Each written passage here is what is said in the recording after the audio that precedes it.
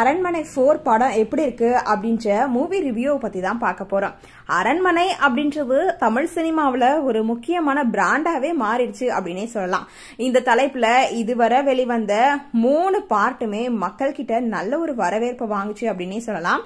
இதை தொடர்ந்து இப்போ உலக அளவுல அரண்மனை 4 ரிலீஸ் ஆயிருக்கு. இந்த ஒரு படம் எப்படி இருக்கு அப்படின்றத இந்த ஒரு ரிவ்யூல பார்க்கலாம்.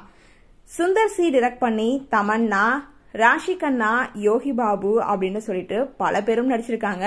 சுந்தர் சி டைரக்ட் பண்ணிருக்காரு, அவர் நடிக்காம இருப்பாரா அப்படின்னு கேட்டா கண்டிப்பா அவரும் தான் நடிச்சிருக்காரு. ஹிப்ஹாப் ஆதி தான் இந்த படத்துக்கு மியூசிக் கம்போஸ் பண்ணிருக்காங்க. இதனுடைய கதைக்களம் அப்படின்னு எடுத்துக்கிட்டா, சுந்தர் சியோட தங்கையா இருக்க தமன்னா தன்னோட வீட்டுல சம்மதம் இல்லாம காதலிச்சு ஒரு திருமணம் செஞ்சுக்கிறாங்க. அதனால பிரிஞ்சும் வாழ்ந்துட்டு இருக்காங்க. 10 வருஷமா கடந்த நிலையில அவங்களோட ஹஸ்பண்ட் அண்ட் சன், டாட்டர் இவங்க எல்லாருமே அரண்மனையில ரொம்பவே சந்தோஷமா வாழ்ந்துட்டு இருக்காங்க. ஆனா அப்பதான் வாழ்க்கை தலைகீழ. தங்கச்சியோட டெத் செய்தியை கேட்டு ஊருக்கு போற சுந்தர்சி தன்னோட சிஸ்டரோட மரணத்துல ஏதோ மர்மம் இருக்கு அப்படின்றத உணர்றாங்க. தமன்னாவோட மரணத்துக்கு பின்னாடி அந்த ஊர்ல என்னென்ன விஷயங்கள் நடந்துச்சு, இதுல எந்த மாதிரி ஏற்படுது அப்படின்றதுதான் இந்த படத்தினுடைய ஃபுல் கதை அப்படின்னே சொல்லலாம். சுந்தர் சியோட நடிப்பு வலுவாவே இல்ல அப்படின்னாலும் டைரக்டரா பட்டைய கலப்பிருக்காரு அப்படின்னே சொல்லலாம்.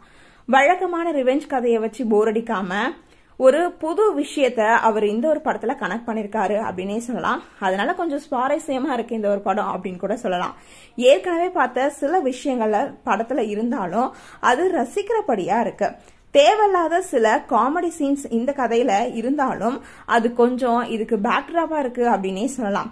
ஆனா ஃப்ரீ கிளைமேக்ஸ் காட்சியில வர இந்த ஒரு காமெடி ரொம்பவே அட்டகாசமா இருக்கு அப்படின்னு தான் சொல்லணும்.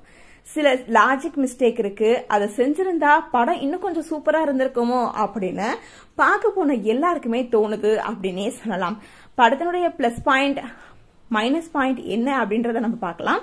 அது மட்டும் இல்லாம இதுல பிளஸ் பாயிண்ட் அப்படின்னு நம்ம எடுத்துக்கிட்டோம்னா தமன்னாவோட நடிப்பு, இந்த ஸ்டோரி, ஹிப்ஹாப் ஆதியோட பேக்ரவுண்ட் மியூசிக், இதுல வர காட்சிகள் எல்லாமே கொஞ்சம் பிளஸ் பாயிண்டா இருக்கு. மைனஸ் அப்படின்னு தேவையில்லாத காமெடி சீன்ஸ் கொஞ்சம் எடுத்திருக்கலாமோ அப்படின்னு நமக்கு தோண வைக்குது.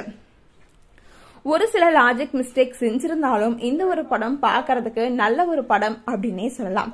சுந்தர் சி படம் அப்படின்னாவே கிளாமர் இருக்கும் அப்படின்னு விமர்சனத்துல தகர்த்திருக்காரு அப்படின்னு தான் சொல்லணும்.